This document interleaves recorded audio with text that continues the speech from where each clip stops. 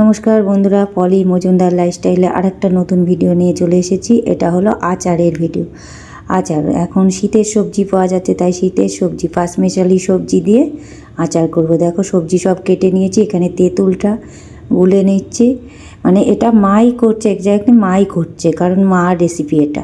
আমি বলবো না আমার রেসিপি, এটা মার কাছ থেকেই আমার শেখা, তো মা একটু হেল্প করে দিচ্ছে আমাকে। এ দেখো সব রকম সবজি কেটে আগে দিয়ে দিলাম তেলে, একটু নাড়াচাড়া করে নিয়ে লবণ হলুদ দিয়ে দিলাম, চিনিটা পরে দেবো। এগুলো ভালো করে সাঁতলে নেব। আর কফিটা ওইদিকে একটু ভাপ দিয়ে রেখেছি। এই যে তেঁতুলের পাল্পটা করে রেখেছি, এই যে কফিটা ভাপ দিয়ে রেখেছিলাম সেটা এবার দিয়ে দিচ্ছি।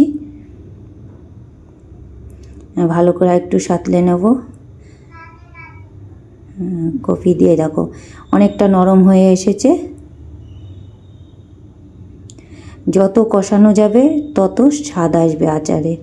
সব রকম সবজিতে যত কষানো যায় তত স্বাদ আসে। এবার চিনি দিয়ে দিচ্ছি, এই চিনি দিয়ে দিলাম। দেখো এবার তেঁতুলের পাল্পটা দিয়ে দিচ্ছে মা, তেঁতুলটা দিয়ে দিলাম।